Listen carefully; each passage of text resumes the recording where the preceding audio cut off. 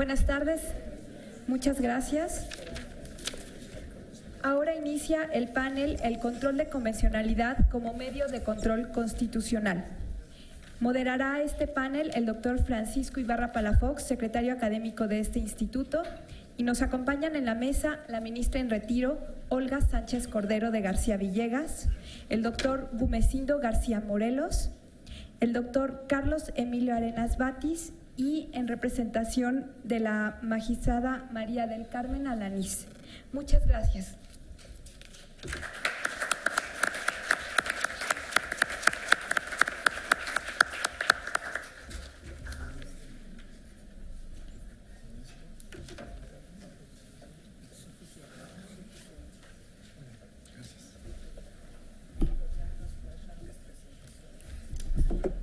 Sí, muy buenas tardes. Muchas gracias a todos y a todas por acompañarnos en este siguiente panel que se intitula El control de la convencionalidad como medio de control constitucional. Tenemos excelentes exponentes. Quisiera presentar a la primera de ellas, que no necesita presentación, pero por protocolo lo señalo. Es la ministra Olga María del Carmen Sánchez Cordero Dávila. La ministra nació en la Ciudad de México, estudió la licenciatura en Derecho en la UNAM, donde se tituló con la tesis Una revolución en la interpretación de derecho. Hizo estudios de posgrado en Política Social y Administración en el University College en Gran Bretaña. Fue notaria, fue la primera mujer notaria en la Ciudad de México, titular de la Notaría 182. Se desempeñó como magistrada numeraria del Tribunal Superior de Justicia del DF entre 93 y 95. Fue ministra, una destacada ministra de la Suprema Corte de Justicia de la Nación desde febrero de 1995 hasta noviembre del 2015. Ha impartido numerosísimos cursos y ponencias tanto a nivel nacional e internacional. Querida ministra, bienvenida al Instituto de Investigaciones Jurídicas. En nombre del director Pedro Salazar, por favor, tiene la palabra.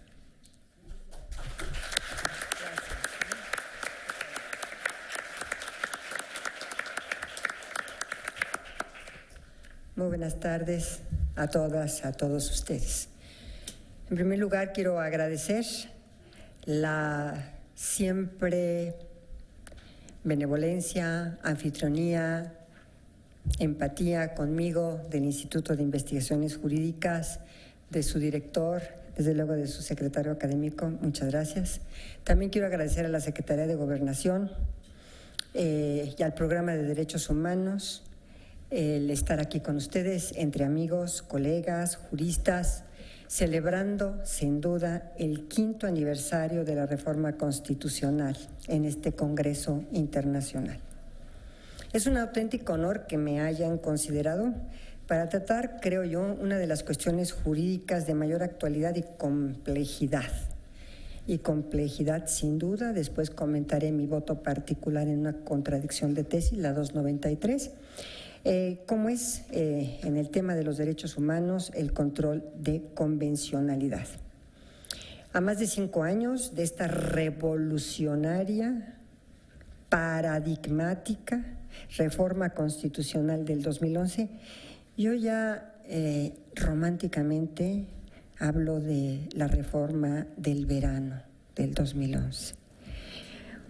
De verdad, hoy es una auténtica realidad la tutela y los alcances en la tutela de los derechos humanos a través tanto del control de convencionalidad como del control de constitucionalidad, y que paulatinamente se han ido consolidando en la actividad jurisdiccional a través, y quiero hacer un reconocimiento, de todos los jueces, de todas las juezas de nuestro país, que día a día aportan a la construcción de estas resoluciones, la verdad, la protección de los derechos, un México más influyente, incluyente, plural, más igualitario, más justo, en donde impere el respeto irrestricto a los derechos humanos. Por ello he querido hablar hoy de cómo todo el ordenamiento jurídico, y permítanme la frase, todo el ordenamiento jurídico se va constitucionalizando a partir de la reforma del 2011. Y no solo constitucionalizando, se va convencionalizando. ¿Por qué digo esto? Porque a raíz de esta reforma constitucional, en donde se establece la interpretación conforme a la Constitución y el principio pro persona, todas las normas que se encuentran en nuestro ordenamiento jurídico en nuestro país se proyectan o se interpretan a través de la Constitución, se cotejan con la Constitución. Entonces, esta es una aspiración universal en que se proyecta con toda su fuerza nuestra norma fundamental y los tratados internacionales, en donde permean la totalidad del ordenamiento jurídico de todas las disposiciones legales, reglamentarias, locales, federales, nacionales, así también como la emisión de criterios para quienes se encuentran en una situación en la que sus derechos han sido violados, desconocidos o se encuentran en una situación de vulnerabilidad por su especial posición frente a la norma y en el contexto en que ésta se aplica. Es decir, en una palabra, la totalidad de nuestro ordenamiento jurídico a partir de la reforma del 2011, en una palabra o en dos, se ha constitucionalizado y se ha convencionalizado. Sabemos todos de esta prelación normativa enraizada en nuestra cultura jurídica, en que la Constitución es la norma hipotética fundamental que prima sobre todo nuestro ordenamiento. Y a partir de la reforma constitucional en materia de derechos humanos, que todos conocemos, ha adquirido matices relevantes, dando características particulares, peculiares y de rediseño en nuestra concepción tan arraigada de la Constitución como la norma fundamental. Estimo entonces que la supremacía constitucional se dirige a los derechos humanos con independencia de su origen, de la fuente nacional o que provenga del orden internacional, o como algunos autores lo han llamado, los derechos fundamentales, conforman un orden de carácter global y que traspasa las barreras de lo nacional a lo internacional, de lo regional a lo universal, formando desde el mismísimo artículo primero constitucional un bloque de constitucionalidad y convencionalidad. En la consolidación y en la adecuación de tan importante reforma constitucional, ocupa sin duda un lugar especial la determinación del Pleno de la Suprema Corte de Justicia de la Nación en el expediente varios 912/2010, que seguramente ya ha sido citado en varias ocasiones en estas mesas, en las que se sostuvo esencialmente que todos los jueces del Estado mexicano están facultados para inaplicar las normas generales que, a su juicio, sean transgresoras de los derechos humanos contenidos en la propia Constitución y en los tratados internacionales. En este sentido, se reinterpretó el artículo 133 constitucional.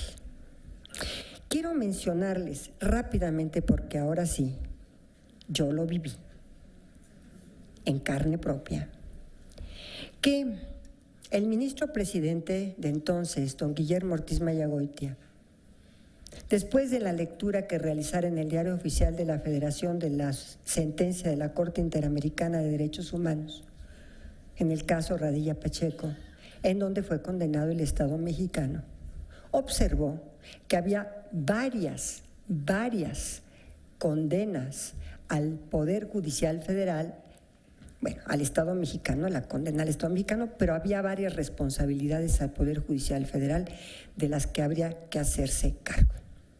Como era la primera sentencia, de las primeras sentencias en las que se condenaba por parte de la Corte Interamericana al Estado mexicano, el entonces ministro presidente decide, como no tenemos una ley de ejecución de sentencias internacionales en nuestro país, decide integrar un expediente varios.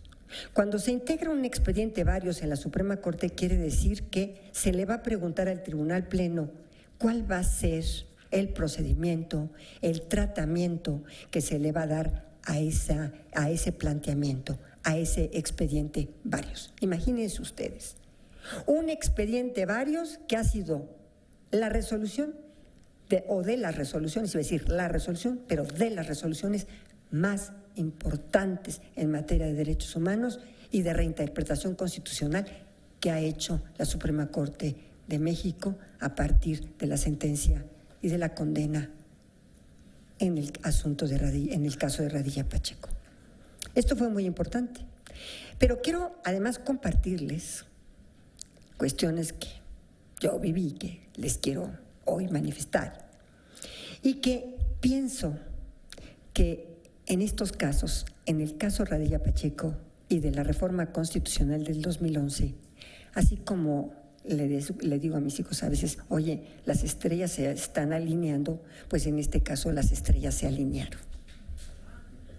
Y les voy a decir por qué se alinearon las estrellas favorablemente para México, para nuestra población, para nuestros gobernados y aún para nuestras autoridades.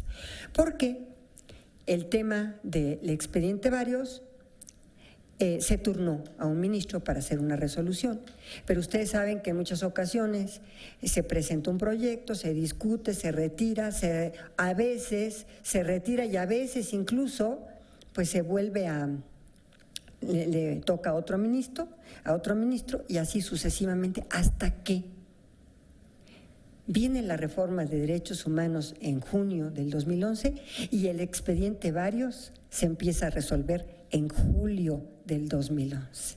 Es decir, con un marco constitucional diferente, que ahora lo vamos a ver. Por eso digo que las estrellas se alinearon, porque probablemente si el expediente varios se hubiese resuelto unos meses antes o a lo mejor un año antes, el resultado, creo yo, no habría sido como lo es ahora, tan prometedor y tan importante en la protección de los derechos humanos. Así entonces, en junio tenemos la reforma, la gran reforma, la reforma paradigmática en materia de derechos humanos, y en julio, la primer quincena de julio, porque como ustedes saben, los tribunales y la Corte tienen 2 periodos de vacaciones, uno de ellos es la segunda quincena de julio. En la primera quincena de julio se resuelve este asunto de varios 912/2010. Y en este asunto también, y como consecuencia de lo anterior, y a solicitud del ministro presidente de la Suprema Corte, fíjense ustedes, se modifica la jurisprudencia en la que se interpretaba el artículo 133 constitucional. ¿Y qué decía esta jurisprudencia antes de que se revisara el varios 912/2010? ¿Y cuál era el criterio de la Corte? El criterio de la Corte estaba en el sentido de que en nuestra Constitución, en el artículo 133, se establecía un control concentrado de constitucionalidad de las normas, que solo el Poder Judicial y la Suprema Corte de Justicia, a través del juicio de amparo, lo podían realizar. No había un control difuso, no había un control de convencionalidad, había un control de constitucionalidad a través del juicio de amparo, sin que existiera en ese momento la posibilidad de un control difuso de la constitucionalidad de normas generales, y por lo tanto no estaba autorizado para los jueces del Estado mexicano hacer o realizar un control ni de constitucionalidad y menos de convencionalidad, criterio que el día de hoy ha dejado y ha terminado y ha dejado de tener efectos, debido precisamente al varios 912/2010.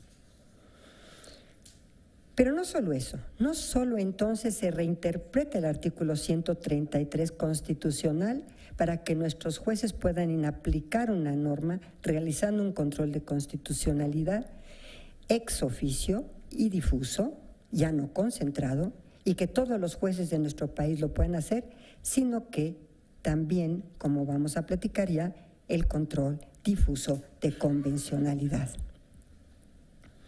En términos del doctor Juan Carlos Hitters, que es presidente, y aquí sé que dio una conferencia maravillosa el doctor Vigo, pero él es presidente de la Suprema Corte de Justicia de la provincia de Buenos Aires, nos da un acercamiento, un concepto, una definición de lo que es el control difuso de convencionalidad.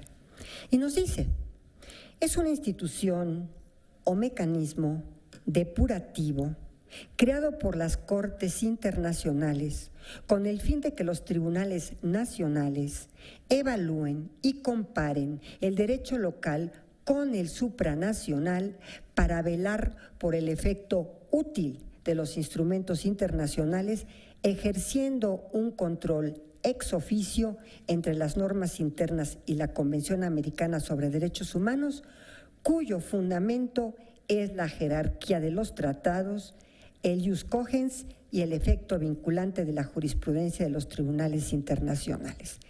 Esta es la definición que nos da el presidente de la Corte de Buenos Aires y es la que comento con ustedes.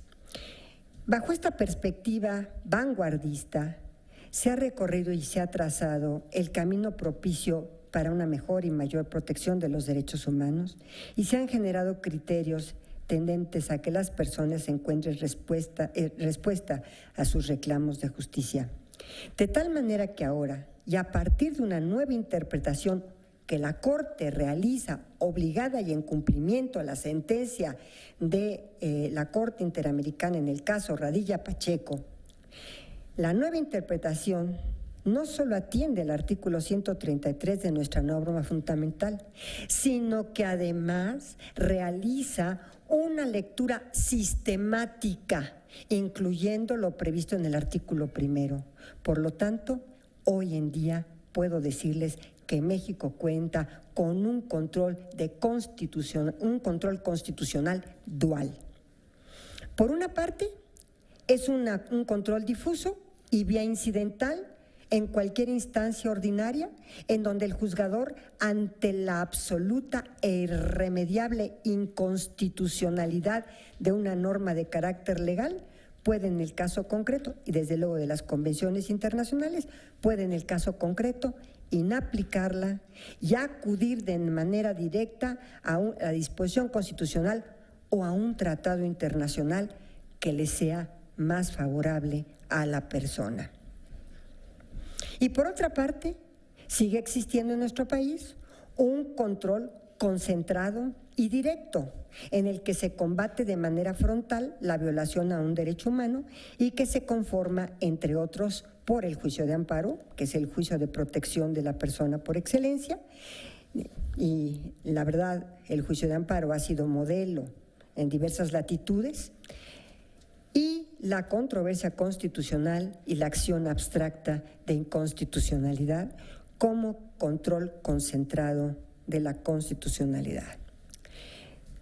Sin embargo, también, y debo apuntarlo, hoy en día contamos con una nueva ley de amparo que se ajusta a este revolucionario modelo de protección de los derechos humanos. Lo anterior, esta historia, nos lleva al tema del control de convencionalidad, el cual, desde mi óptica personal, aplica en dos planos diferentes, es decir, en la sede nacional y en la sede internacional.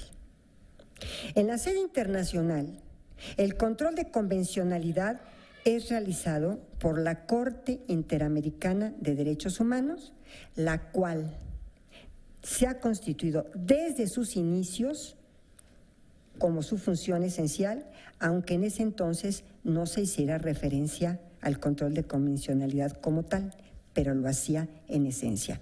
Y les voy a decir por qué. Porque el control de convencionalidad, el término es de cuño muy reciente, unos cuantos años. Lo acuña la Corte Interamericana de Derechos Humanos por primera vez en el caso Almonacid Arellano contra Chile, tomándolo, y esto es algo que nos debe a nosotros orgullecer, de los votos particulares de García Ramírez, de don Sergio García Ramírez. Y posteriormente, la misma Corte Interamericana va caminando después de que acuña el término control de convencionalidad. Y en otras diversas resoluciones, por ejemplo, en el caso de los trabajadores del Congreso contra Perú, avanza más y entonces lo amplía a ex oficio. Entonces ya hay un control de convencionalidad ex oficio. ¿Qué quiere decir? Que aun cuando el justiciable no, en su demanda, no le pida al tribunal que haga un control de convencionalidad, el juzgador tendrá que hacerlo ex oficio, es decir, aunque no se le solicite. Y en esta otra resolución, la Corte Interamericana primero acuña el término en Almorácid Arellano contra Chile y después en Trabajadores del Congreso contra Perú lo hace ex oficio. Pero no se queda ahí la Corte Interamericana, sino que en otro caso muy importante y que es en Cabrera Montiel contra México, ahí estos dos ecologistas se duelen de las violaciones que las autoridades de Procuración de Justicia y la policía les realizaron a sus derechos humanos. Y entonces la Corte Interamericana avanza más. Ya no solamente está dirigido a los juzgadores, sino que está dirigido a todas las autoridades que están dentro del aparato de Procuración y Administración de Justicia. Este caso Cabrera y Montiel contra México es muy importante por el espectro ampliado que hace la Corte Interamericana del control de convencionalidad, ya acuñado ex oficio y ahora dirigido a todas las autoridades, no solamente a las jurisdiccionales. Es muy importante también un caso emblemático, que es el caso Olmedo Bustos contra Chile, que es la última tentación de Cristo, en donde, como ustedes saben, hubo censura previa para poder la película, exhibir la película de la última tentación. Y entonces se logra por parte de la Corte Interamericana ya no solamente control de convencionalidad, ex oficio dirigido a todas las autoridades de procuración y de impartición de justicia, sino algo más importante aún, el control de convencionalidad que llegó a controlar la propia Constitución de Chile en cuanto a la censura de la película. Fíjense ustedes cómo la Corte fue avanzando. No fue en una primera etapa que la Corte Interamericana dijera, a ver, ¿qué es control de convencionalidad? Ex oficio, dirigido a todas las autoridades, sino que ya en Olmedo Bustos contra Chile hace un control de la mismísima Constitución de Chile en el caso de censura previa, porque se había impedido en esta censura previa la exhibición de la película La Última Tentación de Cristo. ¿Se dan cuenta cómo la Corte? Es que las Cortes así son, y yo estuve 21 años. La Corte va construyendo paso a paso, ojalá fuera más rápido, pero las Cortes en el mundo van construyendo sus precedentes, van afinando. Y desde luego, sin olvidar la opinión consultiva, como precedente de la opinión 04 diagonal de 1984, solicitada por Costa Rica en cuanto a modificar su propia constitución en materia de naturalización. Así entonces, ya con este panorama internacional de la Corte, este control de convencionalidad implica el juzgar en casos concretos, si se advierte que un acto o normativa de derecho nacional resulta incompatible con la Convención Americana de Derechos Humanos, por lo que, si es el caso, se resolverá ya sea inaplicando la norma o bien, en el caso de los tribunales federales o de la Suprema Corte, la expulsión de la norma del ordenamiento jurídico en nuestro país.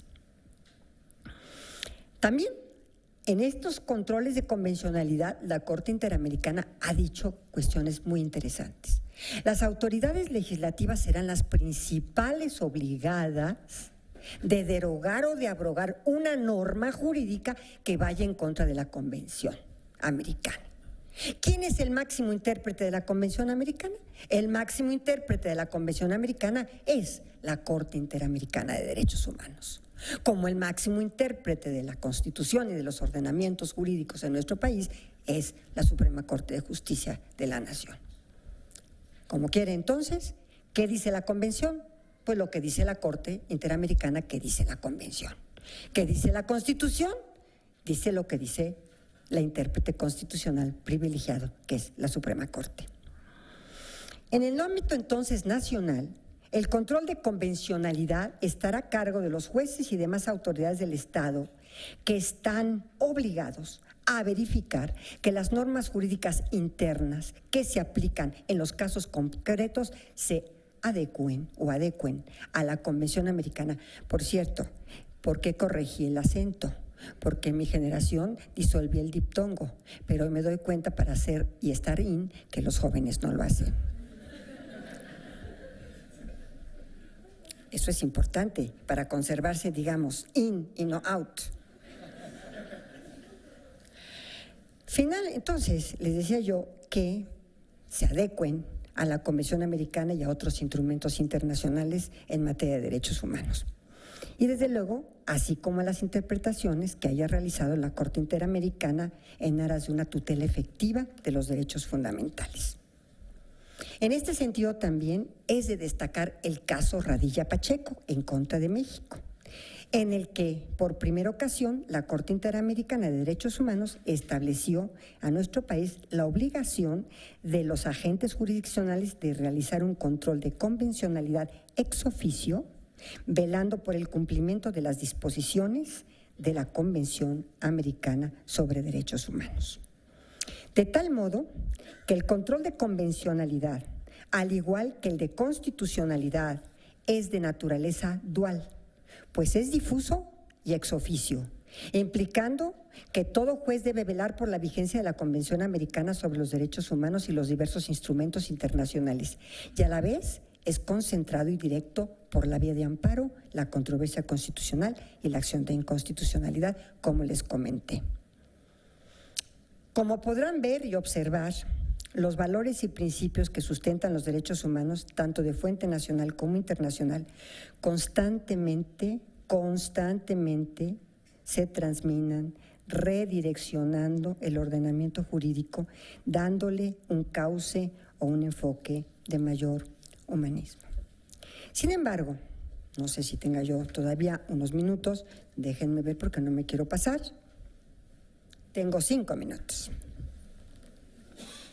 Así como se los dije, qué fácil, pero no ha sido nada fácil.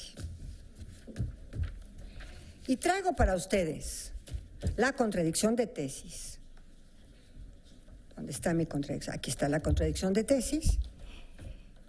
La 293/2011, que yo los invito a todos ustedes a leer con mucho cuidado, que fue precisamente denunciada esta contradicción de tesis por uno de nuestros ponentes, por Gumencindo.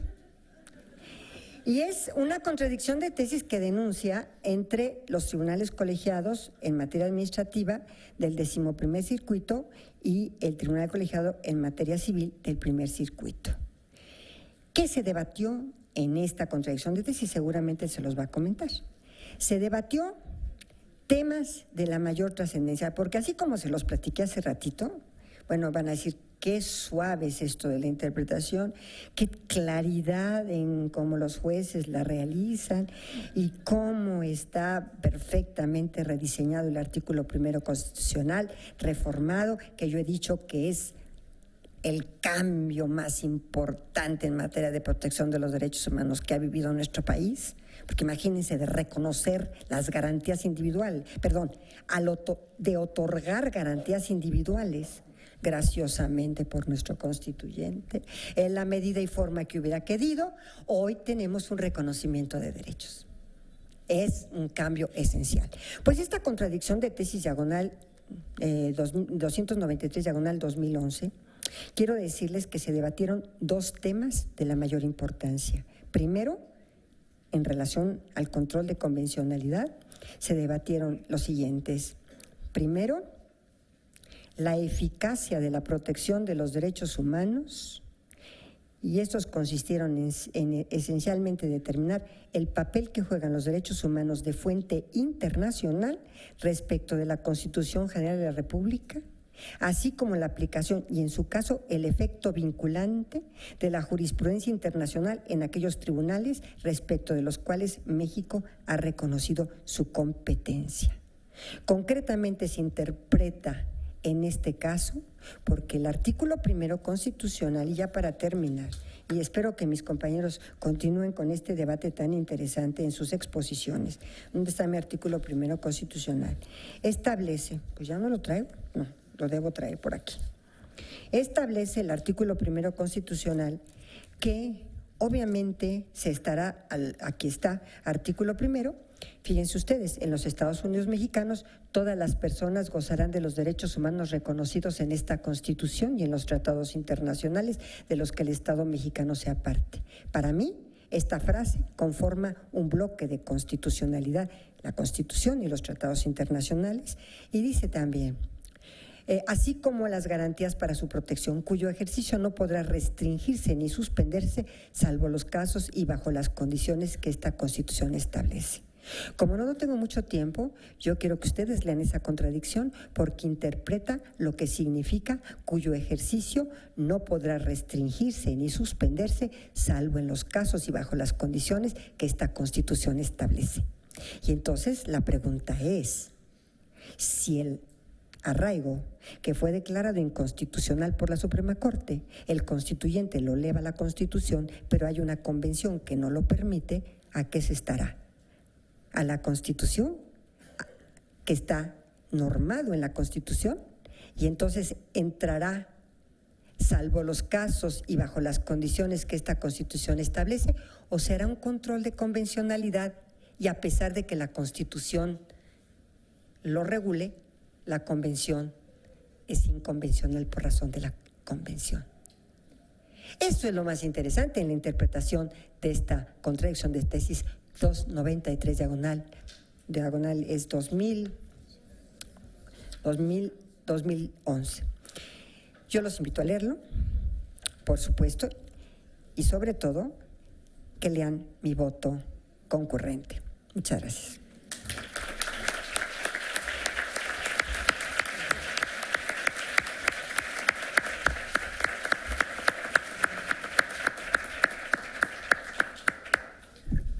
Muchísimas gracias a la ministra Olga Sánchez Cordero por su brillante exposición sobre la convencionalidad, sobre la contradicción de tesis y bueno, todo este panorama tan completo que usted nos ha transmitido, no solamente jurídicamente, sino desde la propia vivencia interna de la Suprema Corte. Muchas gracias, ministra. A continuación quisiera conceder la palabra al doctor Gumersindo García Morelos. El doctor García Morelos es licenciado en Derecho por la Universidad San Nicolás de Hidalgo del Estado de Michoacán y doctor en Derecho por la Universidad Complutense de Madrid. Actualmente es investigador de tiempo completo y profesor y coordinador del Programa de Derecho Procesal Internacional de los Derechos Humanos en la misma universidad. Es profesor invitado en la Universidad Panamericana de Derecho Procesal Constitucional. Ha recibido diversos reconocimientos académicos, tiene una amplia obra jurídica y cabe destacar que presidió la Comisión Estatal de Derechos Humanos de Michoacán entre 2003 y 2007. Es además, como bien se acaba de señalar, quien denunció la contradicción de tesis 293/2011 ante el Pleno de la Suprema Corte de Justicia. Doctor García Morelos, tiene la palabra, por favor. Gracias. Muchas gracias. Gracias.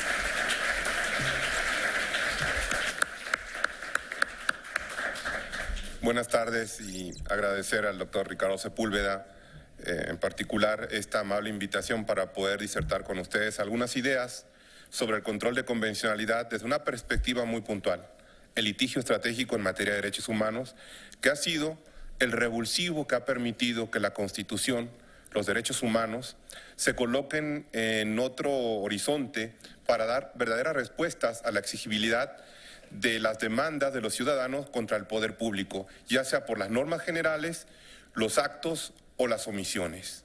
Pero he de puntualizar que este tema, como lo señaló la ministra Olga Sánchez Cordero, es abundante y por lo tanto en la cuestión de tiempo lo voy a delimitar para compartirles a ustedes la práctica procesal que realizamos desde la Clínica Litigio Estratégico de la Facultad de Derecho de la Universidad Michoacana de San Nicolás de Hidalgo. Bajo este programa universitario fue que planteamos en 2011 ante la Suprema Corte de Justicia de la Nación una contradicción de criterios que habían derivado de un colegiado con sede en Morelia sobre la exigibilidad de la aplicación de los tratados internacionales desde mayo del 2008. Voy a comenzar brevemente cómo se gestó la contradicción de tesis para luego pasar a un aspecto general del problema de la supraconvencionalidad y el retiro del principio de la supremacía de la Constitución bajo dos perspectivas, la constitucional y la convencional. Y en un segundo bloque quiero hablar del estándar internacional de los derechos humanos, porque nos vamos a centrar en la experiencia nuestra procesal en el acceso a la salud, la justiciabilidad de los derechos económicos, sociales y culturales. Y en un tercer bloque final compartiré con ustedes los casos particulares que hemos presentado durante este año. Las ciencias sociales, cuando hacemos aseveraciones sobre fenómenos, nos piden evidencia. Y hemos tomado un muestreo de casos particulares que hemos conseguido y sobre todo identificar el efecto de la decisión judicial, sobre todo hacer un énfasis en el pedido cautelar por la gravedad de las violaciones que se plantearon ante la jurisdicción constitucional federal.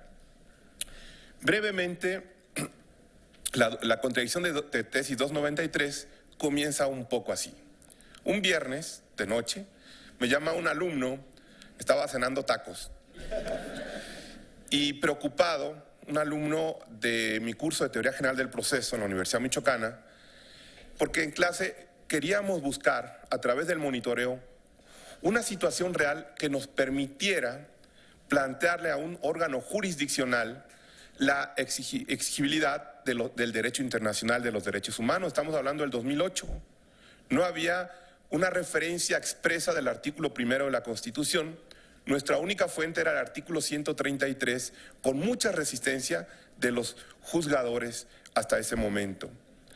Me llama el alumno para comentarme que habían detenido a 3 alumnos de la Facultad de Medicina de la Universidad Michoacana, la Policía del Estado, por faltas administrativas.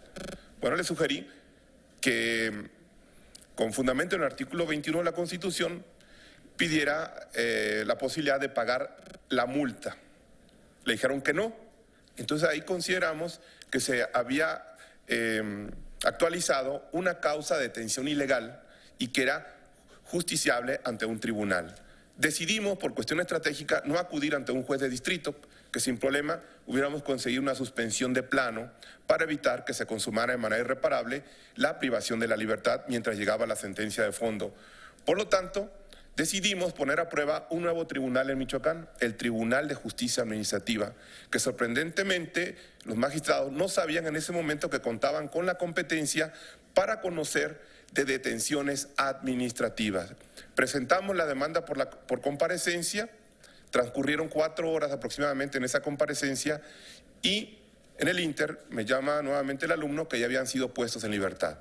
Se les impuso una multa de 30 pesos, que ese fue uno de los actos de invalidez en nuestro recurso judicial y, por lo tanto, presentamos demandas.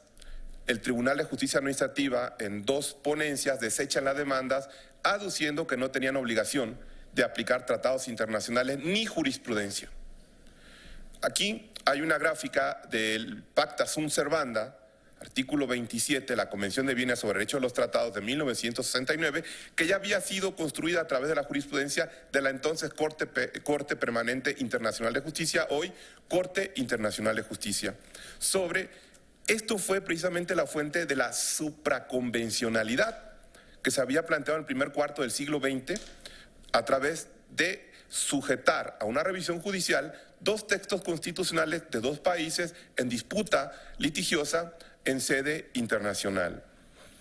En los agravios, para reducir y entrar al tema que anunciamos, en los agravios del recurso contra el desechamiento aducimos únicamente agravios de carácter convencional.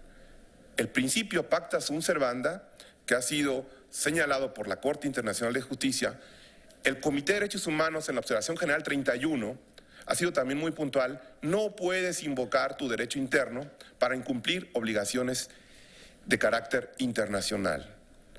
Y fue justamente lo que hizo el Tribunal de Justicia Administrativa de Michoacán. Confirman el desechamiento, presentamos 2 demandas de amparo directo, porque son resoluciones que ponen fin al juicio sin resolver el fondo. Se van a 2 tribunales colegiados de circuito con sede en Morelia, especializados en materia administrativa y de trabajo. Vean la importancia de que un juzgador esté preparado. La misma demanda resuelta con 2 sentidos diferentes. Un tribunal colegiado, el segundo en materia administrativa de trabajo, sobresee la demanda. El otro tribunal colegiado entra al fondo y concede la protección, y se generan 2 criterios muy importantes. En ese momento, la demanda de amparo la presentamos en diciembre del 2008, de ahí que el amparo directo administrativo fuera el 1060/2008, donde se derivan las 2 tesis aisladas que denunciamos a la Corte y que son las que tienen similitud puntual. Una decía que todos los tribunales mexicanos tenían obligación de realizar el control de convencionalidad. Se utilizó esa expresión desde el 2 de julio del 2009. Incluso la sentencia de Rosendo Radillo Pacheco, en el pie de página 321, hace una referencia a esta sentencia del Tribunal Colegiado de Circuito en materia administrativa de trabajo con sede en Morelia. Y por cierto, con una votación de 2-1, el magistrado disidente nunca mostró las razones por las cuales disentía del voto. Por lo tanto, nos deja una deuda de la seguridad jurídica para saber cuáles eran sus argumentos en ese momento. El derecho internacional, desde el momento en que se incorpora, es totalmente vinculante. Y de ahí surgen estos criterios. Esperamos un momento oportuno para llevar las tesis que se publican en el Semanario Judicial de la Federación hacia el seno de la Corte, pocos días después de la publicación de la reforma constitucional del 10 de junio del 2011. Y ahí logramos este avance y plantear una perspectiva de derecho constitucional desde el derecho internacional. Una vez abierto ese camino, intentamos ante la Sala Superior del Tribunal Electoral del Poder Judicial de la Federación, en un juicio para la protección de los derechos políticos electorales, frontalmente pedimos la inaplicación de una porción de la Constitución, es decir, el artículo 41, que limita, de nuestro punto de vista, la libertad de expresión para criticar a los candidatos y a los partidos políticos, porque restringe a las personas físicas o morales la posibilidad de contratar tiempos en radio y en televisión para criticar. La Sala Superior del Tribunal Electoral, ante este planteamiento de antinomia, es decir, la inconvencionalidad de la Constitución, el 27 de junio del 2012, la Sala, lo importante es, admite la vía judicial para cuestionar la incompatibilidad de la norma constitucional mexicana ante el derecho internacional de los derechos humanos. Para mí era un avance importante que no hubiera un criterio de desechamiento, establecer una cuestión de improcedencia notoria, sino se admite el juicio para la protección de los derechos políticos electorales, se discute, planteamos a través del control difuso un escrutinio judicial del constituyente permanente, como lo señalara el ilustre ministro don Felipe Tena Ramírez, y al final, por unanimidad, los magistrados determinaron declarar infundada y se confirmó judicialmente la supremacía de la Constitución. Entonces, esto nos dejaba en una situación de que entonces, ¿cuál fue el efecto importante de la reforma? Porque esto era una cuestión que ya podía apreciarse desde antes de ese momento histórico. En el control judicial, con estándares internacionales, vamos a enfocarnos brevemente al tema de salud. ¿Cómo ha repercutido? Las observaciones generales del Comité de Derechos Económicos, Sociales y Culturales, puntualmente dos, la 9 y la 14, si ustedes revisan el Pacto Internacional de los Derechos Económicos, Sociales y Culturales, nos vamos a encontrar con una serie de derechos que son halagadores para una sociedad con cierta pobreza, con grupos vulnerados y vulnerables, con políticas públicas deficientes en muchas ocasiones, donde hay desnutrición y cuestiones que generan exclusión de personas. Y ante esta situación pensamos cómo utilizar en la práctica tanto la teoría, la dogmática, los estándares internacionales en materia de derechos humanos y escoger cuál es la vía judicial, porque una de las observaciones generales del Pacto Internacional de Derechos Económicos, Sociales y Culturales, en la observación general 9, señala, aunque el tratado no lo establece como lo establece la Convención Americana, el Pacto Internacional de Derechos Civiles y Políticos, la existencia del acceso a un recurso ante tribunales. Este pacto sobre derechos sociales no lo contempla, pero ese silencio, lo señaló el propio comité, tiene que interpretarse en un sentido progresivo, es decir, aunque no se diga expresamente, esos derechos, ese conjunto de derechos, son sometidos a exigencias ante los tribunales a través de distintas vías. Para reclamar judicialmente los derechos sociales, pueden ustedes encontrar en los sistemas procesales vías indirectas, por ejemplo, una demanda laboral, una demanda sobre seguridad social ante la Junta Federal de Conciliación y Arbitraje, las cuestiones de seguridad ante el Tribunal Federal de Conciliación y Arbitraje y la Junta Federal. Son órganos que pueden conocer. El Tribunal Agrario puede conocer de la disputa sobre este tipo de derechos, y esto lo podríamos considerar en el marco del control difuso una vía indirecta. La vía directa tradicional, el juicio de amparo. Por cierto, en este punto, la reforma constitucional sí es importante. Las cuestiones de tratamientos médicos, medicamentos, antes de la reforma, si ustedes impugnaban una omisión del IMSS o el ISSSTE, se traducía por el tribunal señalando distintos argumentos que impedían el acceso efectivo a los tribunales y resguardar una serie de derechos importantes, donde no solamente son derechos que pueden considerarse sujetos a la disponibilidad de los recursos del Estado, como lo dice el artículo 2 de este pacto de 1966, que estos derechos estarán sujetos a la disponibilidad de los recursos del Estado. Y en las demandas de amparo que presentamos, referiremos 3, con éxito judicial y todas con pedido cautelar a través de la suspensión de plano. Incluso los alumnos de la Universidad Michoacana presentan las demandas por comparecencia. Se trata de visibilizar ciertos problemas y también, lo más importante, las vías que hay que utilizar. ¿Cómo utilizamos la técnica del juicio de amparo? No basta que el mecanismo de control judicial, por cierto, los jueces de distrito que se han encargado de tramitar estas demandas sobre derechos sociales han realizado un escrutinio estricto de las omisiones administrativas porque ponen en peligro la vida y la integridad física. El aspecto transversal de los derechos humanos en sede del juicio de amparo permite superar un criterio no muy afortunado de la Corte Interamericana de Derechos Humanos, en su mayoría, que podíamos tomar como referencia 2 en particular.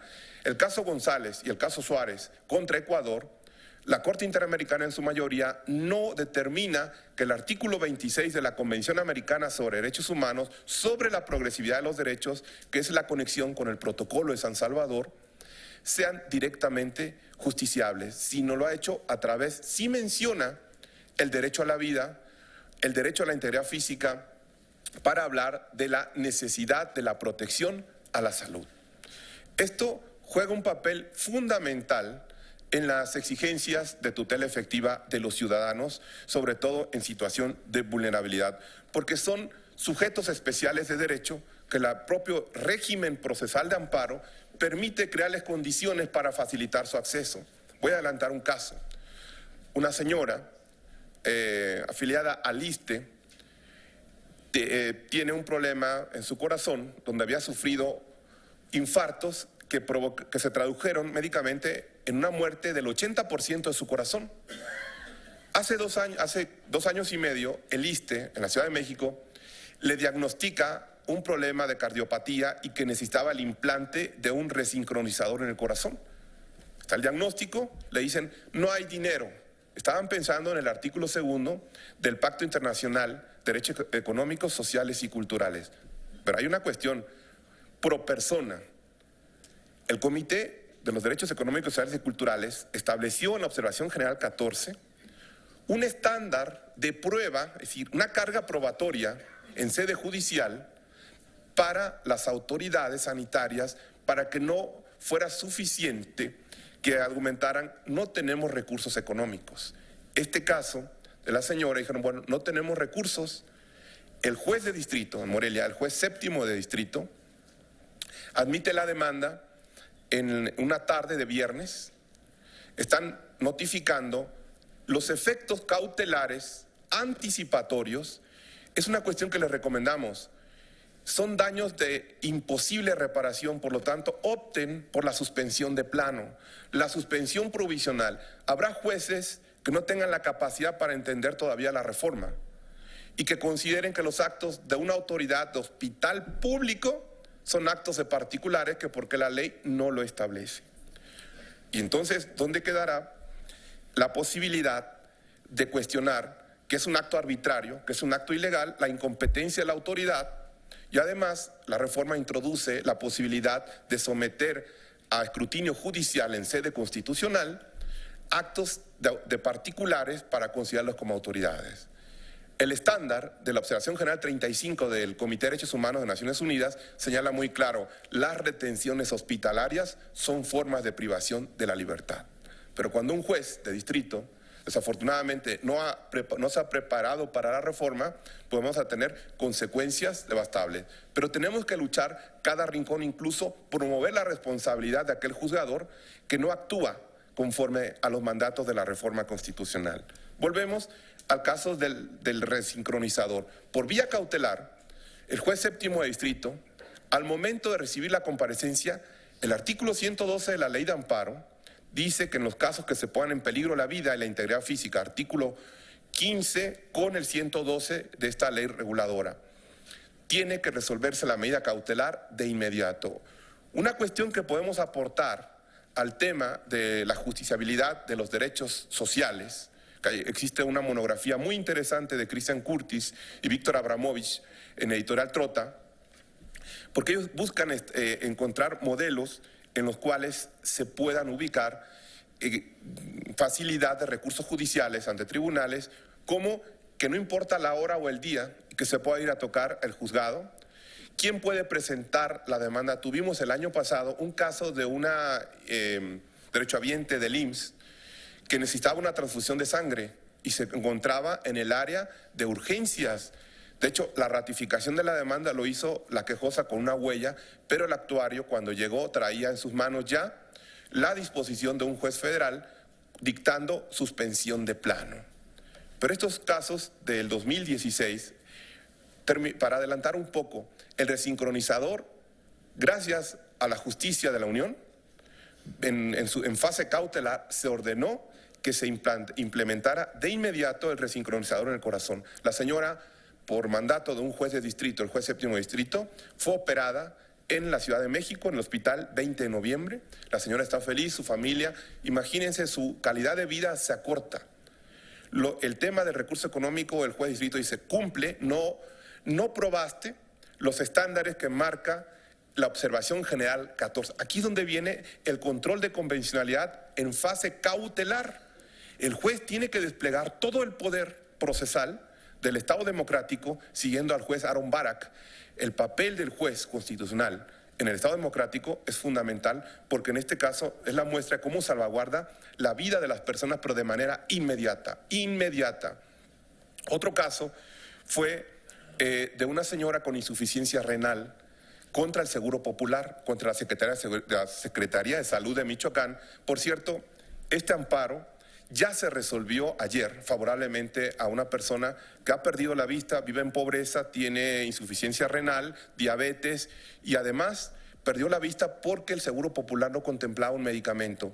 Cuando hicimos el pedido cautelar, fue argumentando daños de imposible reparación y el juez de distrito, el juez segundo de distrito, concede la medida cautelar al mediodía y de inmediato ordena al actuario constituirse en su casa y aquí se produce la prueba anticipada para darle una relevancia procesal de máxima garantía de los derechos humanos al juicio de amparo, que se adelantó a través del juzgador, mediante el actuario, la condición de pobreza, que a simple vista probara su ceguera. Y la quejosa mostró el catéter que tenía para la hemodiálisis. La autoridad sanitaria dice, le puedo dar una. Si no se limpia la sangre de una persona, puede perder la vida. Por lo tanto, el juez segundo distrito concede una medida cautelar. El juez séptimo, es decir, se han mostrado estándares. Hay más cosas buenas que contar con ustedes. Perdón. La aplicación de estos estándares convencionales en sede cautelar. Y otro punto importante, la demanda, para cerrar, porque son puntos clave, como señalaba en ese hermoso libro, Constitución y Proceso, la nueva edad de las garantías jurisdiccionales, mi maestro fallecido, el profesor argentino Augusto Mario Morelo, la nueva edad de las garantías jurisdiccionales. Una demanda, en estos tres casos, el de la insuficiencia renal, el caso del implante del resincronizador del corazón y un último, de una niña con síndrome de Down de 9 años, Hanna, a quien dedicamos nuestra participación, vive con su familia en una bodega. A la 1 de la mañana, el juez séptimo distrito, en otra comparecencia, ordenó realizar una diligencia para verificar el estado de salud de la menor y, una vez que la mamá ratificara la demanda, el derecho del niño a acceder a un tribunal, la Convención sobre los Derechos del Niño. No solamente es un mandato jurídico de salvaguardar un derecho frente a una omisión o frente a una acción o una norma. El juez séptimo distrito, en el caso de la niña con síndrome de Down, asumió un papel poderoso desde los cánones del derecho convencional. El juez de oficio ha recabado prueba en fase cautelar. Ya se emitieron 2 pruebas periciales que detectan que la niña tiene un problema que si no se le coloca un chaleco, es una especie de salvavidas, porque sus huesos se pueden comprimir, puede oprimir su corazón, sus pulmones y puede perder la vida. El Seguro Popular contesta, no tenemos contemplado, entonces la niña se va a morir. Para eso existen los recursos judiciales. Por último, los derechos humanos, en las cartas constitucionales, convencionales, y decía el extinto constitucionalista argentino Germán Vidal Campos, hay que saber escuchar los silencios elocuentes de la Constitución. Y agregaríamos nosotros, parafraseando a tan importante liberal argentino, hay que saber escuchar los silencios elocuentes de la jurisprudencia. Muchas gracias.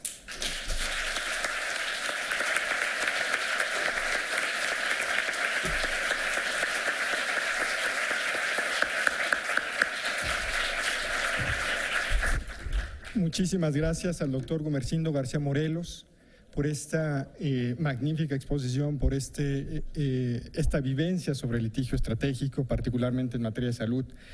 Yo lo voy a llamar para un par de casos que tengo en materia de salud. Dicho sea de paso, no me toca hablar mucho, pero en un tribunal local del Distrito Federal, una persona lesionada por un médico interpone la demanda por daño moral.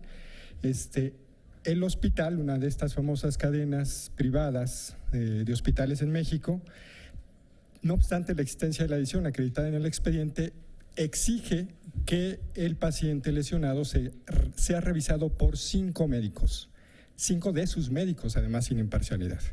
Se le pide al juez local que aplique el control de la convencionalidad, porque evidentemente está violando derechos humanos esta prueba. El juez local no acepta, se interponen los amparos ante el juez de distrito, son los 2 primeros, se desechan por los jueces de distrito y el colegiado finalmente declara fundada la queja y se están examinando. Entonces, es un buen ejemplo del control de la convencionalidad que yo tengo y me gustaría, pues, después platicar sobre esto. A continuación, quisiera ceder la palabra al licenciado. Mil gracias. Sí, gracias. Al licenciado en Derecho, Andrés Carlos Vázquez Murillo, también licenciado en Derecho por la Universidad Michoacana de San Nicolás de Hidalgo, en Morelia. Es maestro en Derecho por la Universidad de Heidelberg, en Alemania. Y dentro de la sala superior del Poder Judicial de la Federación se ha desempeñado como secretario de Estudio y Cuenta y coordinador de asuntos jurídicos de ese tribunal. Actualmente se desempeña como secretario de Estudio y Cuenta de la Sala Superior del Tribunal Electoral del Poder Judicial de la Federación en la ponencia de la magistrada María del Carmen Alanís Figueroa, en donde se especializa en la materia de derechos humanos. Por favor, maestro Andrés Carlos Vázquez, tiene la palabra, por favor. Muchas gracias. Buenas tardes a todas. Gracias.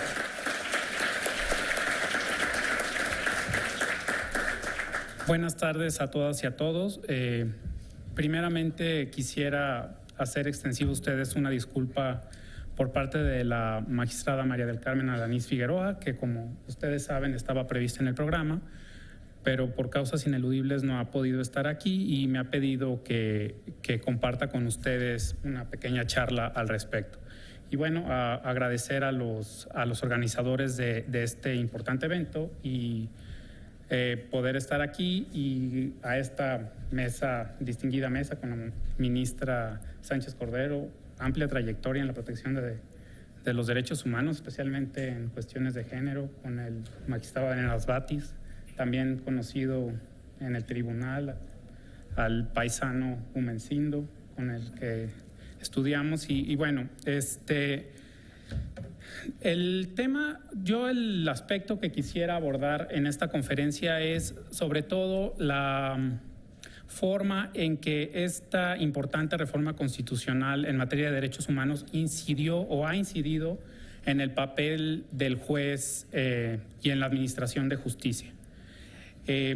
Ya se ha dicho mucho en este foro y se va a seguir diciendo que la reforma constitucional en materia de derechos humanos es muy relevante y, como ya mencionó la ministra, un verano movido, todas las instituciones, o sea, la academia, los tribunales fueron movidos por esta reforma constitucional. Se habló mucho y se sigue hablando del nuevo paradigma sobre derechos humanos. Y esto es un tema sobre el cual se ha dicho tanto que ya este nuevo paradigma ya está arraigado en el sistema jurídico mexicano, en tanto veterinario como la jurisprudencia, y entonces por eso quisiera un poco ocuparme del aspecto de la influencia que tuvo en la administración de justicia. Esto en una primera parte de la conferencia. Voy a ver el tiempo porque pues ya van a ser las 3, el hambre aprieta, entonces trataré de ser breve. Y en una segunda parte, si da tiempo, les contaré 2 casos que traigo preparados para la materia electoral. Bueno, entonces, como ya les mencioné, hubo una gran complacencia por parte de todos los juristas mexicanos respecto a esta reforma. Pero esta complacencia o esta aceptación total no fue absoluta. Hubo algunas voces, aunque menores, que se mencionaron, ya dejaron de decirse que para qué se requería esta reforma constitucional si los derechos humanos ya estaban establecidos en la Constitución, ¿no? Yo no estoy de acuerdo con esto porque, en primer lugar, esta reforma constitucional lo que vino a hacer fue ampliar la gama de derechos humanos. Por ejemplo, les pongo un claro ejemplo, la asistencia consular. La asistencia consular está previsto en el artículo 36 de la Convención de Viena sobre Relaciones Consulares, y ya por jurisprudencia de la Suprema Corte se ha considerado como una parte esencial del derecho al debido proceso y se sustenta en los derechos de igualdad ante la ley y no discriminación. Y esto, pues, en la Constitución no está previsto como tal, expresamente. También, por ejemplo, en materia de derechos de los pueblos y comunidades indígenas, en la consulta previa, en las que tanto la Suprema Corte como el Tribunal Electoral ha avanzado mucho, han precisado y delimitado su contenido, ¿no? Está enunciado en la Constitución para algunos casos específicos, pero los tratados internacionales, sobre todo la Convención 169, lo ha ampliado a cualquier acto administrativo o legislativo que incida o pueda incidir en el ámbito de derechos de los pueblos y comunidades indígenas, y además establece un conjunto de presupuestos para su realización, para la realización de la consulta previa, que debe ser previa, libre, informada, etcétera, etcétera, ¿no? Pero desde mi punto de vista, el principal mérito o el punto a destacar de esta reforma es la forma, o sea, que vino a cerrar un ciclo que inició a finales del siglo pasado conforme a una tendencia mundial, en el sentido de la forma de interpretar el derecho y resolver problemas jurídicos. Y para esto debemos recordar, por ejemplo, en un modelo clásico que tiene su justificación histórica en los inicios de los modernos estados democráticos, y de acuerdo al modelo ideado por Locke y Montesquieu, el juez no era más que la boca de la ley. Es decir, el juez se debía limitar exclusivamente a aplicar la ley, a decir en los códigos civil, penal, etcétera, etcétera, este caso tiene esta solución concreta y yo lo único que hago como juez es determino que esta es la norma aplicable porque tuve estos hechos demostrados y lo aplico. Y era un ejercicio meramente de subsunción, de subsumir una norma general a un caso concreto, y cualquier posibilidad de interpretación de la norma estaba vedado. No podía realizar cualquier tipo de interpretación, y como le digo, esto permaneció hasta muy entrada del siglo XX. En algunos países podríamos decir que se movió un poco antes. En los sistemas jurídicos del common law, la interpretación jurídica era mucho más dinámica que en los sistemas jurídicos de derecho continental, pero siempre había habido como cierta resistencia, ¿no? Entonces, en virtud de estos cambios, ya el juez no se limita a hacer un ejercicio de su función, sino a determinar cuál es la norma jurídica aplicable, a tomar en cuenta los principios y finalidades contenidos en el bloque de constitucional y a resolver el caso conforme a estos principios y finalidades. Desde luego, este cambio no fue inmediato. Ha sido necesario vencer un conjunto de inercias, en el sentido de que la función del juez debe de ser desde un punto de vista formalista. Debemos, por ejemplo, recordar que yo todavía me acuerdo cuando yo estudié Derecho, que no hace tanto, que se decía, a ver, los derechos humanos son normas programáticas, no se pueden aplicar directamente por el juez, ¿no? Tienen que ser primero concretadas por el legislador en la legislación secundaria, y después el juez las puede aplicar. Y entonces se decía, alguna vez se decía, o algún profesor mío en la facultad lo dijo, esto es un catálogo de buenas intenciones que pues no sirven para mucho, ¿no? Pero esa fue la gran diferencia que generó esta reforma constitucional. Empezó a haber una tendencia para modificar esta forma de entender el derecho, para que el juez adquiriera una actividad, fuera más activo en la interpretación del derecho, interpretara el derecho, determinara cuál era los principios y finalidades establecidos constitucional y convencionalmente para el caso concreto y resolver. Y finalmente, la reforma constitucional en materia de derechos humanos lo que vino a hacer fue a poner la cereza del pastel. Porque si ustedes ven, ya está establecido, o sea, el poder reformador de la Constitución ya dijo, la actividad del juez, o sea, para aplicar esta reforma constitucional, ¿qué se tiene que hacer? Primero, todas las autoridades, incluidas los jueces, tienen que aplicar derechos humanos. Pero esta aplicación no es simplemente, a ver, el derecho a la vida lo aplico, no. Tiene que ser progresiva y conforme al principio por persona. Debe de ser expansiva. Si hay restricciones, deben de interpretarse de forma limitada. Y entonces, estos principios que ya están establecidos constitucionalmente, lo que vienen a hacer es a renovar establecer o a concretar a nivel constitucional la forma en que el juez debe de hacer y todas las autoridades deben de hacer una interpretación de los derechos humanos.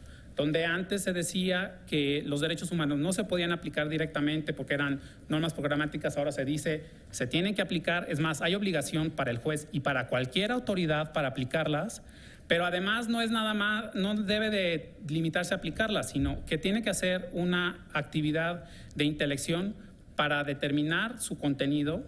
Esa interpretación tiene que ser la más amplia posible y al momento de hacerla, debe de hacerlo con la finalidad de la mayor protección a la ciudadanía. Y bueno, de esta forma, esto se ha conocido, esta forma de concebir el derecho se ha conocido en la doctrina como neoconstitucionalismo, en donde el juez cobra un papel relevante dentro de un Estado constitucional de derecho. Ya no es nada más el Estado de derecho concebido de una forma, de un modo formal, que hay un conjunto, desde el punto de vista liberal, que era Estado no te metas, sino que el juez está llamado a realizar un papel preponderante en la interpretación de las normas jurídicas. Y bueno, con esto paso a los dos casos concretos que les traía preparados. Los digo sencillamente. Como ustedes saben, hubo una reforma en materia política en 2014 que estableció expresamente la obligación de los partidos políticos de postular de forma paritaria a las candidaturas al Congreso Federal y a los congresos locales, ¿no? Conforme a una visión formalista del derecho, diríamos, en la Constitución solo dice legislatura federal y legislaturas locales. La Sala Superior entendió que esa postulación no debía de ser nada más para las legislaturas federales y locales, sino que debería de ser para todos los órganos colegiados, incluidos los municipios, y esto con base en que hay diversos tratados internacionales como la Convención sobre la Eliminación de todas las formas de discriminación contra la mujer y la Convención Interamericana para prevenir, sancionar y erradicar la violencia contra la mujer, que entienden el principio de igualdad, que antes se entendía formalmente nada más como un conjunto de supuestos que eran iguales para todos, para modificarlo y entenderlo ahora desde el punto de vista sustancial o material. ¿Qué quiere decir esto? Que las personas que se encuentran en una situación de discriminación, el Estado debe de crear un conjunto de condiciones para que se avance en los derechos de estas personas. Y uno de los campos en los que las mujeres se han visto discriminadas y excluidas es precisamente en la participación política. Entonces, en esta concepción se hizo una interpretación ampliada de esta norma constitucional, de esta regla constitucional, para extraer un derecho constitucional en el sentido de que el principio es que la postulación siempre debe de ser paritaria. Y en este sentido, bueno, la Corte también ha resuelto estos casos. Hay una contradicción, una acción de inconstitucionalidad que lo que dijo la Corte es que debería de dejarse al ámbito del legislador local decidirlo. La ministra en retiro, Sánchez Cordero, tiene un voto particular en contra de ese sentido y en favor de este criterio de la Sala Superior. Pero bueno, esta no es una historia acabada. Aquí tenemos un posible magistrado de la Sala Superior, esperemos que lo retome. Y para concluir, el segundo, lo digo muy brevemente, se trataba del derecho a votar en mecanismo de democracia directa. El derecho a votar establecido constitucionalmente nada más se encuentra previsto para elecciones de elecciones de representantes populares y para referéndums convocados por el Congreso de la Unión. Y en este supuesto la Sala Superior dijo, si bien nada más está establecido para referéndums convocados por el Congreso de la Unión y para elecciones donde se elijan representantes populares, el derecho a votar se ejerce en cualquier mecanismo de democracia directa, independientemente del nombre que reciba en la legislación federal o en la legislación local.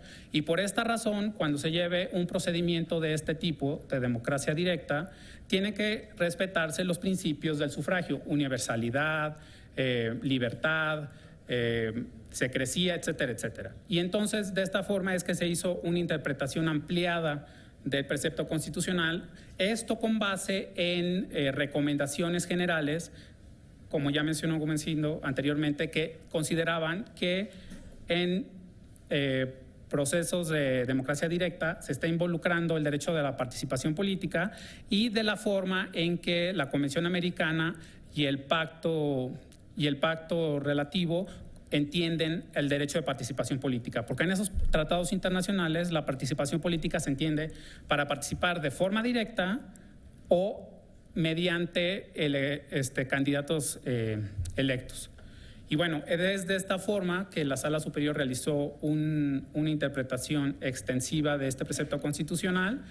Y bueno, estoy a sus órdenes para cualquier duda, para comentarles cuáles son los precedentes, para quien quiera conocer más de estos temas. Y muchas gracias por su atención y pues quedo a sus órdenes para en la etapa correspondiente sus dudas y comentarios. Muchas gracias.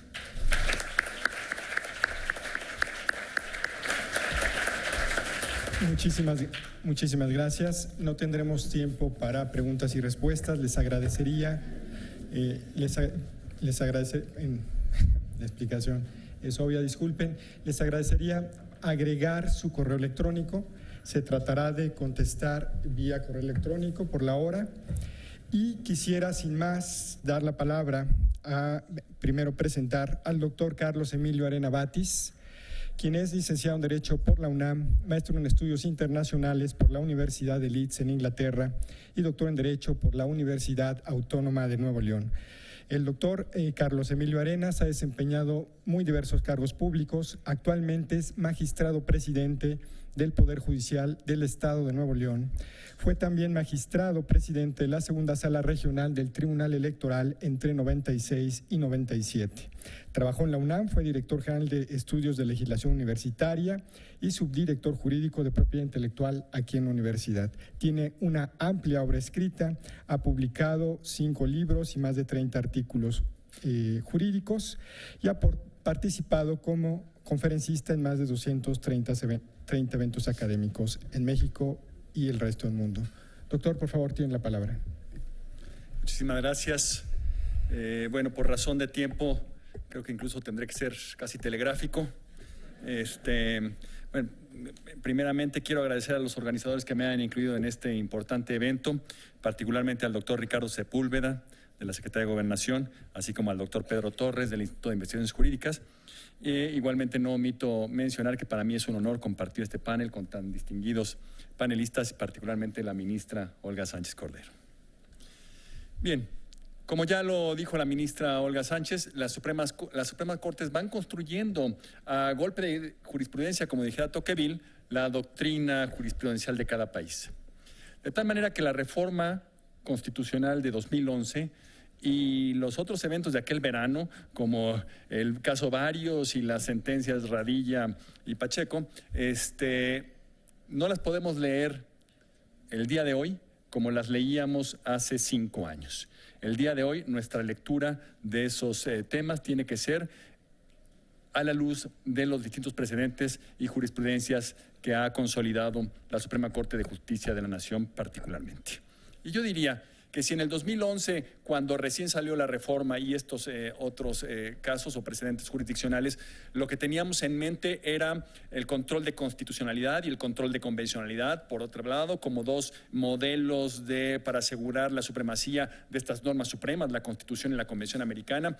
Por otro lado, también de una primera lectura, parece que todas las autoridades iban a poder aplicar o más bien ejercer este control de supremacía por igual. En fin, teníamos una lectura primera, repito, de hace 5 años, pero eso ha variado con los precedentes de la Corte.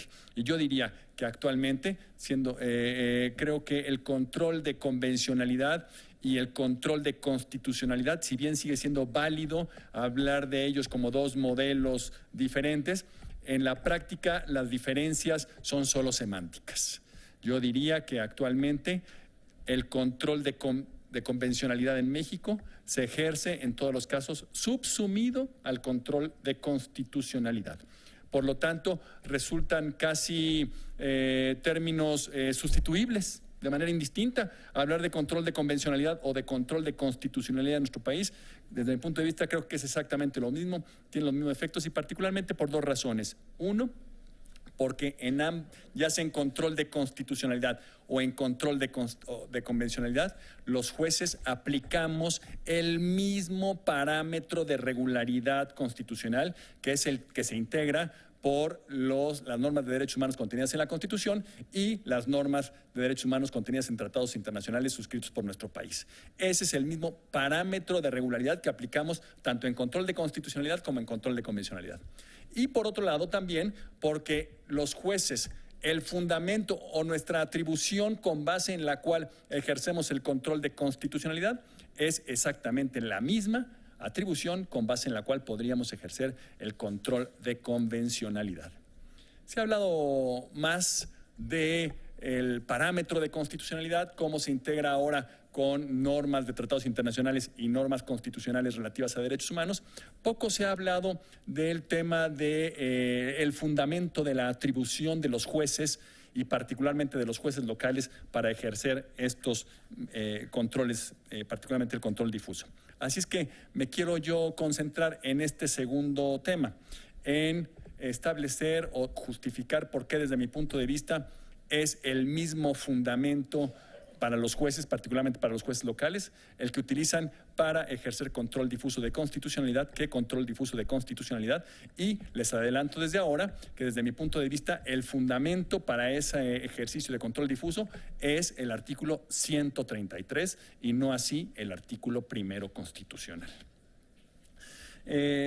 Continuando con esta exposición telegráfica, déjenme les comento que en efecto, a partir de 2011 es que los jueces locales en México ejercen control difuso de constitucionalidad y de convencionalidad.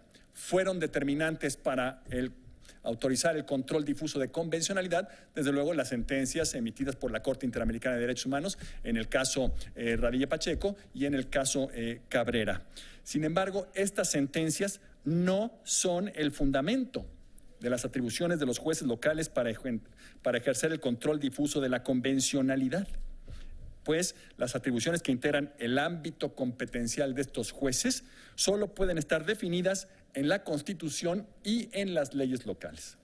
Incluso las propias sentencias de la Corte Interamericana, de modo expreso, han reconocido que las sentencias que emite esta Corte Interamericana no son el fundamento de las atribuciones de los jueces nacionales de los distintos países miembros de la Convención.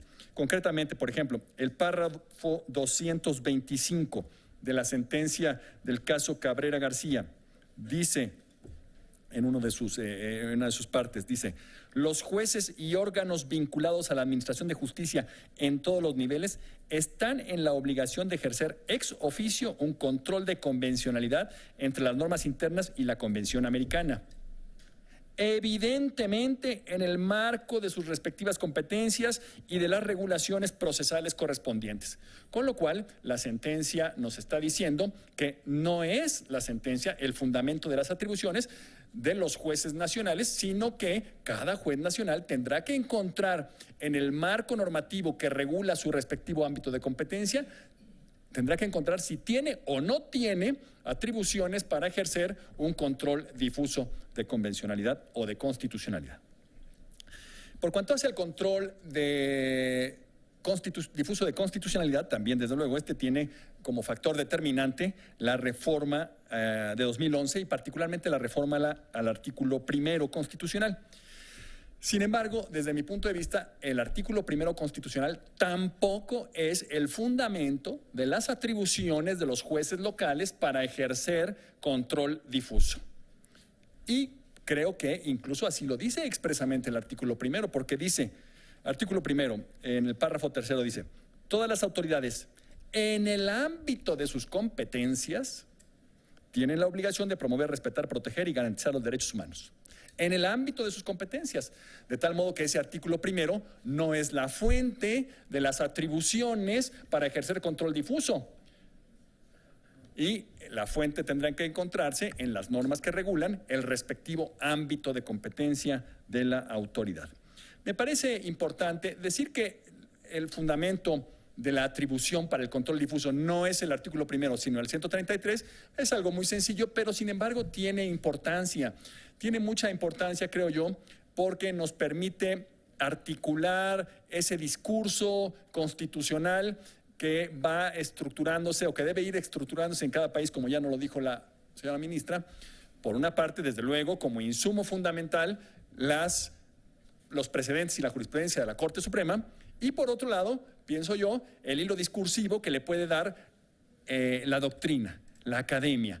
Entonces, en fin, me gustaría, por lo tanto, o considero que es necesario que hagamos un discurso constitucional que justifique o que en el cual tenga cabida todos estos precedentes que ha venido dictando la Corte Suprema de nuestro país. ¿A qué me refiero con un discurso constitucional consistente? ¿Con qué tesis? Bueno, por ejemplo, ese discurso no le debe atribuir a un único precepto constitucional el ser el fundamento de las atribuciones de control difuso, sino que debe ser un discurso constitucional en donde se establezca que la competencia o las atribuciones de cada juez o de cada autoridad para ejercer control difuso deben encontrarse en el marco normativo de su respectivo ámbito competencial. Esto porque, entre otros precedentes, la Corte ha dicho, por ejemplo, aunque el artículo primero constitucional diga todas las autoridades, bueno, las autoridades administrativas no pueden ejercer control difuso, ¿verdad? Entonces, habría que tomar en cuenta esa jurisprudencia de la Corte para construir este discurso constitucional. Otro aspecto que habría que considerar, que tampoco se le atribuya a un solo precepto de la Constitución, como podría o como se ha pretendido en algunos casos que lo sea el artículo primero, el que homologuen para todas las autoridades que sí tengan atribuciones de control difuso, la manera en que van a ejercer o los alcances de ese control difuso. No, esto tampoco es así.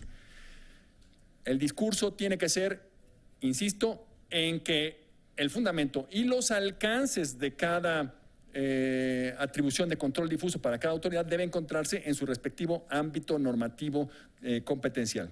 ¿Por qué digo que esto es necesario? Porque la Corte ha dicho, entre otras cosas, por ejemplo, que los jueces nacionales, si bien es cierto, están obligados a hacer control de convencionalidad, ese control de convencionalidad no tiene el mismo alcance que el que practican, por ejemplo, los jueces integrantes de la Corte Interamericana de Derechos Humanos.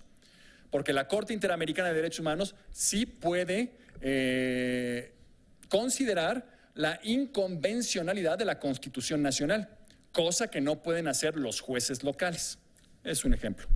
Otro ejemplo, si bien es cierto que los jueces federales y los jueces locales tienen ambos, reconocido por la Corte, facultades para control difuso, sin embargo, el alcance del control difuso que ejercen estos dos tipos de jueces no es idéntico.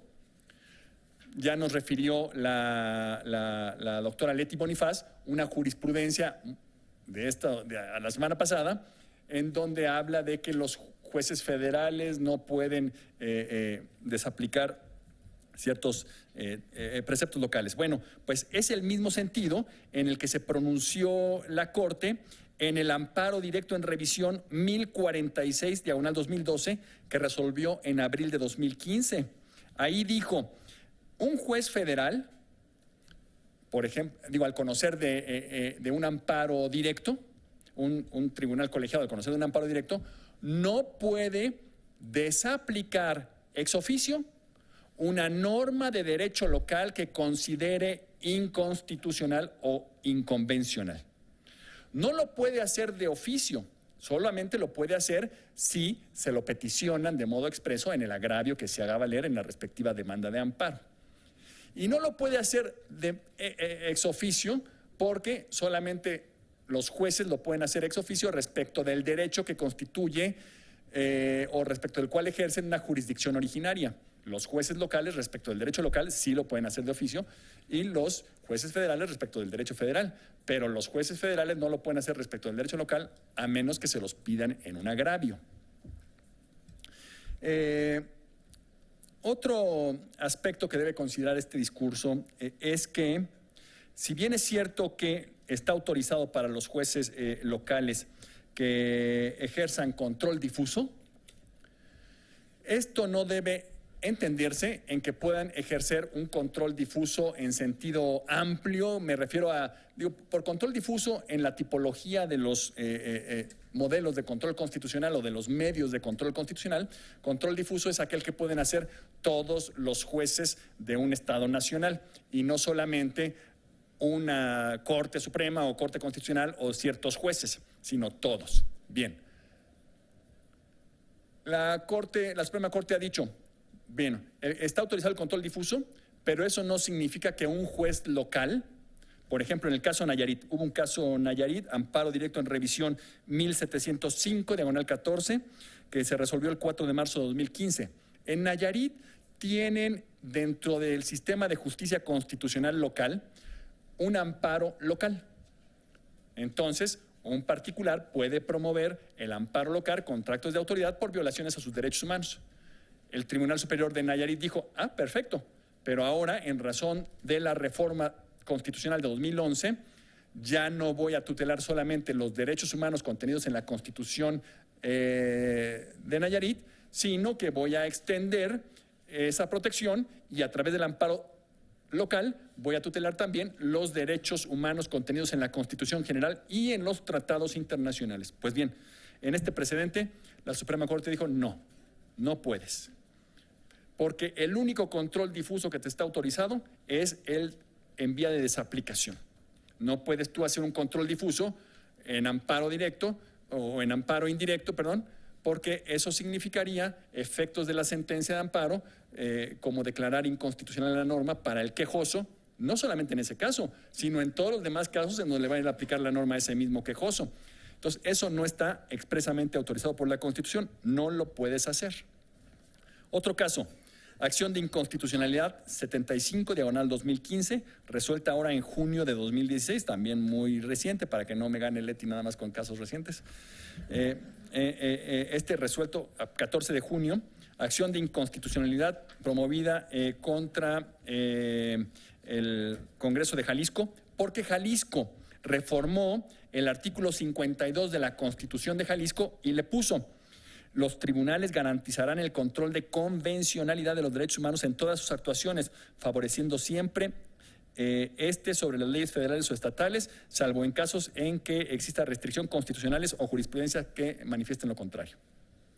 Se promueve acción de inconstitucionalidad y la Corte dice, en efecto, no puede el legislador local regular o darle o ampliar las facultades de control constitucional que tienen los jueces locales. Los jueces locales solamente tienen facultades de control constitucional por control difuso, vía incidental y dictando sentencias de mera desaplicación al caso concreto. No puedes tú, legislador local, ampliar esa competencia porque ese es tema constitucional, no es tema local.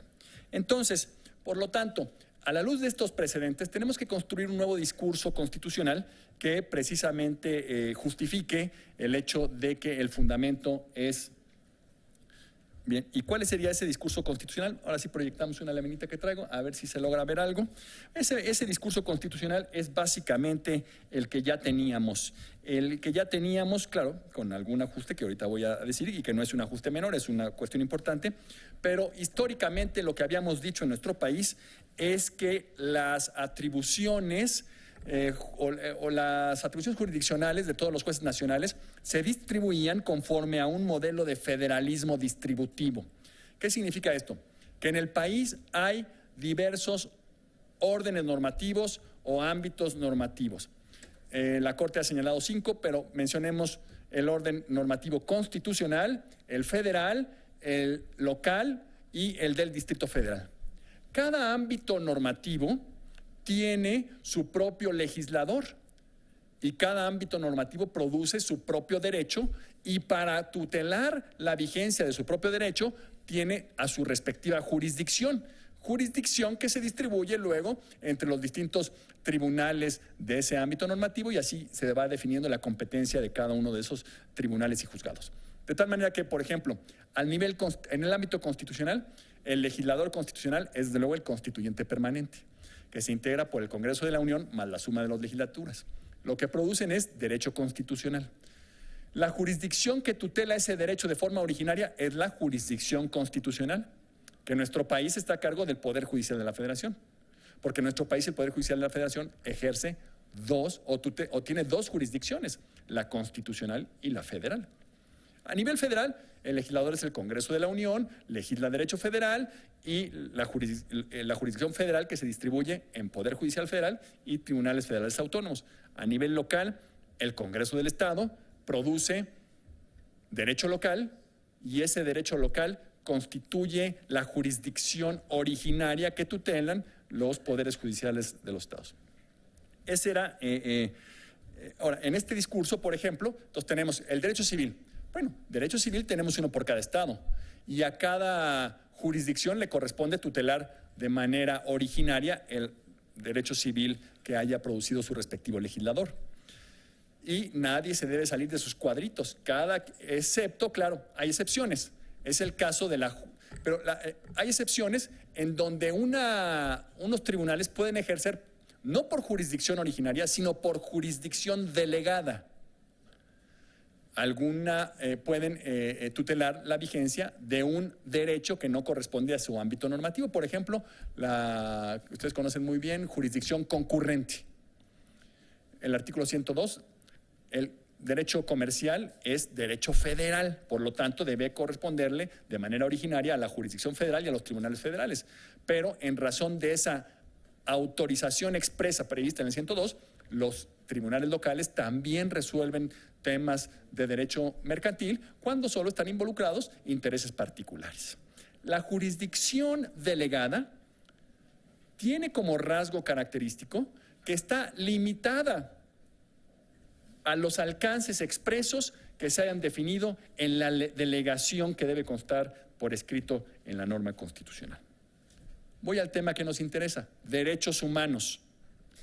¿Qué era lo que teníamos en nuestro país antes de 2011? ¿Cuál era nuestro discurso constitucional? Que los derechos humanos eran derecho constitucional y por lo tanto correspondía salvaguardarlos solo a la jurisdicción constitucional. No hacía las demás jurisdicciones, por lo tanto estaba prohibido el control difuso. Porque además no había una delegación expresa, no había una jurisdicción, delegada, porque el 133 no se entendía en ese sentido. ¿Qué fue lo que cambió a partir de 2011? Teníamos dos opciones. Uno, considerar que el derecho de los derechos humanos ya no iba a estar seccionado por ámbito normativo. Esto es, considerar que ya no íbamos a tener un derecho constitucional de los derechos humanos, un derecho de Nuevo León de los derechos humanos, un derecho federal de los derechos humanos, un derecho internacional de los derechos humanos, sino que íbamos a tener un solo derecho nacional de los derechos humanos, en el cual todos los legisladores iban a poder participar en su construcción, sobre todo considerando el principio pro persona, de tal manera que una norma de una autoridad inferior que entrara al cauce o entrara al derecho nacional de los derechos humanos y que fuera más, que ofreciera una protección más extensiva, en fin, iba a prevalecer sobre otros. Pero no, la jurisprudencia de la Corte ya nos define que el derecho de los derechos humanos en nuestro país sigue siendo derecho constitucional. Claro, ahora a lo mejor sí se borró la frontera entre derecho constitucional y derecho internacional de los derechos humanos. Esa sí se borró. Constituyen ahora un solo parámetro de regularidad, un solo bloque de derechos humanos, el derecho constitucional y el derecho internacional de los derechos humanos. Pero los demás ámbitos normativos siguen produciendo su propio derecho, por ejemplo, local de derechos humanos. Y ese derecho local no puede ser coincidente con el constitucional porque implicaría degradar la norma constitucional a volverla local. Así es que los locales pueden regular derechos humanos siempre y cuando sean distintos a los de la Constitución. En esa lógica, entonces, yo diría, ya para concluir, que por lo tanto, actualmente seguimos con el mismo esquema de distribución, de un federalismo distributivo de competencias. En principio, los jueces locales y los poderes judiciales y los tribunales locales solamente pueden tutelar o garantizar la vigencia del derecho local, porque este derecho constituye el objeto de su jurisdicción originaria. Y la atribución de control difuso de constitucionalidad se basa o tiene su fundamento en el 133, considerando que el 133 establece una jurisdicción delegada en favor de los jueces locales, porque expresamente establece que el juez local, en caso de que encuentre una contradicción entre la Constitución y una norma local, debe preferir a la Constitución desaplicando aquella. Entonces, ese es el fundamento del control difuso, que es al mismo tiempo el fundamento del control de constitucionalidad y de convencionalidad, difuso de constitucionalidad y difuso de convencionalidad. Por lo tanto, citando a nuestro querido maestro, el doctor Jorge Carpizo, él, poco tiempo después de la reforma de 2011, recuerdo haberlo escuchado en un par de ocasiones diciendo, bueno, a partir de la reforma de 2011, el artículo 133 por fin dice lo que siempre quiso decir. Y yo creo que ese es el fundamento justamente de las atribuciones de control difuso. No el artículo primero, sino el artículo 133, que si bien es cierto no fue reformado en 2011, sin embargo, a partir de 2011, ahora dice lo que siempre debió decir. Muchas gracias.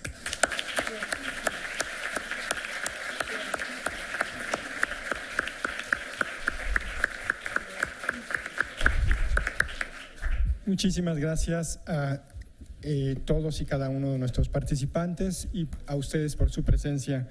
Reanudamos sesiones a las 5 de la tarde con el panel La jurisprudencia de la Corte Interamericana de Derechos Humanos en el Constitucionalismo Latinoamericano. Gracias. Buenas tardes.